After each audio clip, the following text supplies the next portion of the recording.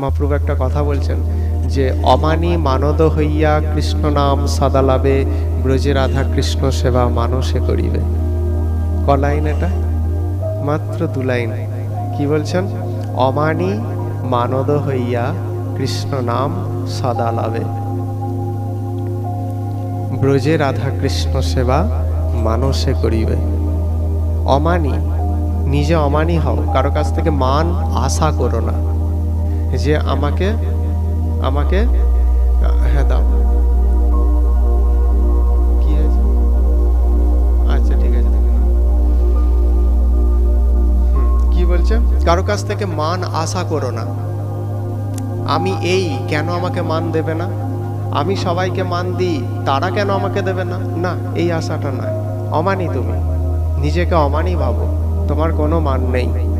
হ্যাঁ, সে অমানি হইয়া কি করতে হবে? মানদ হও, মানে তুমি লোককে মান দেবে, কিন্তু কারো কাছ থেকে আশা করতে যেও না। কারো কাছ থেকে আশা করার দরকার নেই। হ্যাঁ, যেমন ফুল প্রস্ফুটিত হলে আপনা থেকেই গন্ধ প্রকাশিত হয়, এবং সেই গন্ধে মোহিত হয়েই ভ্রমর আপনা থেকে ছুটে আসে। ফুল কখনো ভ্রমরকে মেসেজ পাঠায় না, ফুল কখনো ভ্রমরকে পত্র লিখে আমন্ত্রণ জানায় না, সেই গন্ধের দ্বারা আকৃষ্ট আপনা থেকেই আসে। ঠিক সেই রকম আমরা যদি সেই লেভেলে উঠতে পারি, মান আপনা থেকেই আসবে, কিন্তু আমি সেটা কামনা করব না। আমি কামনা করব না, বরং আমি দেব সবাইকে মান। সংসারে দিতে শেখা, এটাই তো। দিলে মানুষ শেষ হয়ে যায় না। কিরকম? বর্ষার কালো মেঘ সে যখন অকৃপণভাবে যখন সমস্ত জল দিয়ে দেয়, তারপর তার কি অবস্থা হয়? সে কি শেষ হয়ে যায়? শেষ হয় না। সে শরতে যখন পৌঁছায়, বর্ষায় সমস্ত জল ঝরিয়ে দিয়ে যখন শরতে পৌঁছায়, তখন সে শ্বেত শুভ্র হয়ে যায়। তার মধ্যে যখন সূর্যের কিরণটা পড়ে, তখন সে জ্যোতির মতো, উজ্জ্বল জ্যোতির মতো ঝলমল করে, ঝলমল করে।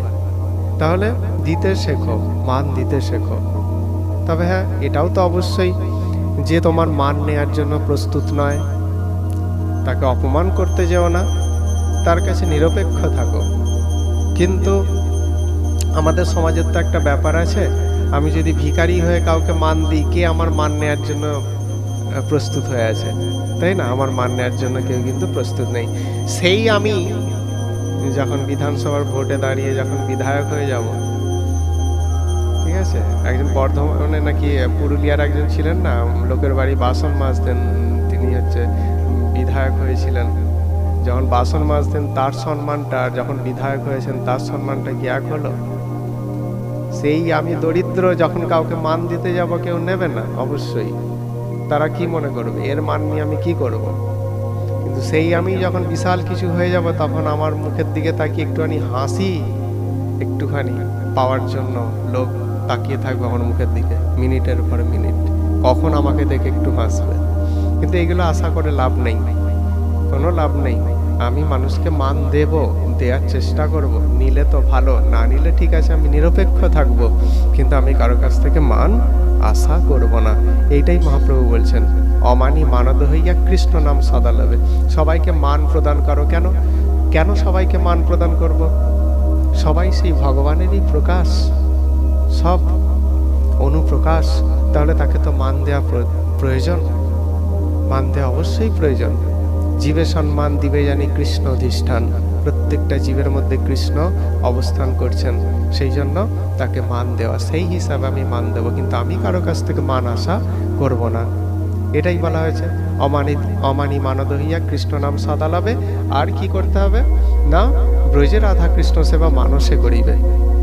ব্রজে রাধা কৃষ্ণ সেবা মানসে গিয়ে করা সবার পক্ষে সম্ভব নয়, তাই না? তো তাই তো, মানে গিয়ে যে ভগবানের সেবা করা, বৃন্দাবনে গিয়ে, সেটা সম্ভব নয়। সেই জন্য কি করতে হবে? ঘরে বসেও ভগবানের সেবা করা যায়, সেই সেবার সঙ্গে যুক্ত হবে। মানসে কৃষ্ণ সেবা করো। কৃষ্ণ সেবা করার জন্য যে মন্দিরে একটা বড় বিগ্রহ রাখতে হবে, সেটাও কোনো ব্যাপার নয়। একটা যে বড় ঠাকুর ঘর করতে হবে, সেটাও কোনো ব্যাপার নয়। মানসে ভগবানের সেবা। কিরকম? মানুষে সেবা করলেও ভগবান যে সেবা গ্রহণ করেন, এটা ব্রজলীলাতে একদম প্রকাশিত। একদিন ব্রজে ভগবান গেছেন, কৃষ্ণ, বলরাম, তার সখারা সবাই গেছেন গোঠে। তখন প্রচণ্ড গরম, সূর্যের তাপ। আর ব্রজের যারা গোপী তারা গৃহকাজে নিযুক্ত, রান্না বান্না ইত্যাদি কাজে নিযুক্ত। কিন্তু তারা ভাবছে যে কৃষ্ণ তো আজকে গোঠে গেছে, না জানি এত গরমে তার কি কষ্ট হচ্ছে, কত কষ্ট হচ্ছে। যে যাকে ভালোবাসে কষ্টের সময় তার কথাই মনে পড়ে, আর সুখের সময় তার কথাই মনে পড়ে। তো তারা এই যে এত দাবদাহ গ্রীষ্ম, সেই গ্রীষ্মের দিনে ভগবান গেছেন গোঠে গাভী চড়াতে, তো তারা কষ্ট অনুভব করছেন। ভগবানের না কত কষ্ট হচ্ছে। তো ভগবানের তো এটাই কাজ, তো করছে করছে ঠিক আছে, আচ্ছা কৃষ্ণকে একটু ঠান্ডা জল দিই, যদি তার ভালো হয়। মনে মনেই কি করছেন, গৃহের কাজ সারতে সারতে, গৃহের কাজ বন্ধ নেই, গৃহের কাজ বন্ধ নেই, রান্না করতে করতেই ভগবানকে মানসে জল প্রদান করছেন, জল প্রদান করছেন। একটু শরবত ঠান্ডা কিছু ভগবানকে প্রদান করছেন। তো ওখানে ভগবান আছেন অনেক দূরে, তিনি গোঠে গাভী চড়াচ্ছেন। তো সেখানে ভগবান বলছেন অন্যান্য সখাদের, দেখো অমুক গোপী আমার জন্য কি সুন্দর সুবাসিত সুন্দর শীতল বাড়ি পাঠিয়েছে, আমি খেয়ে তৃপ্ত হলাম। সখারা বলছে কোথায়, আমরা তো দেখতে পেলাম না। কৃষ্ণ হাসে, আসলে তিনি দূরে গেলেও সবার সব থেকে কাছে, সেই জন্য সবার মনের ভাব তিনি বুঝতে পারেন প্রত্যেকটা ক্ষেত্রে। হ্যাঁ, ভগবান আপনি মানুষও আজকে পুজো করার টাইম পাননি, বাড়িতে বিশাল কাজ বা আপনি অন্য কোনো কাজে ব্যস্ত, পুজো করার টাইম পাননি। তো ভগবানকে যদি একটা পদ্ম মনে মনে, আর সেখানে যদি একটু তুলসী একটু চন্দন লিপ্ত করে যদি গোবিন্দায় নমঃ বলে দেয়া হয়, তাহলে কিন্তু সেটাও ভগবান গ্রহণ করেন, সেটাও গ্রহণ করেন। মানুষের সেবাটাই হচ্ছে সব থেকে বড়।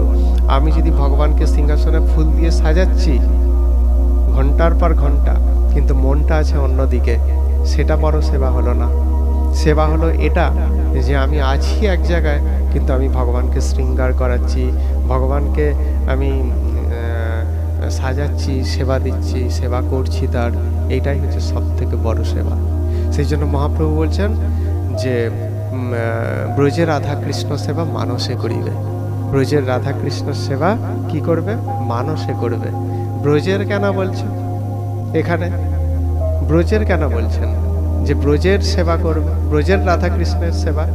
রাধা কৃষ্ণ কি শুধু ব্রজের, রাধা কৃষ্ণ তো সমগ্র জগতের, তাহলে ব্রজের কেন বলছেন? অর্থাৎ ব্রজের ভাবের কথা বলছে। ব্রজের ভাব হচ্ছে সব থেকে উৎকৃষ্ট, ব্রজের ভাবের মতো হয় না। হ্যাঁ, ব্রজের ভাব হচ্ছে সর্বোৎকৃষ্ট, তাদের মতো প্রেম, তাদের মতো ভগবানকে ভালোবাসতে আর কেউ পারে না। তাই তাদের দেখে শেখো, তাদের যে ভাব, তাদের যে ভক্তি, তাদের যে প্রেম, সেটাকে অনুসরণ করে তুমি রাধাকৃষ্ণ সেবা করো।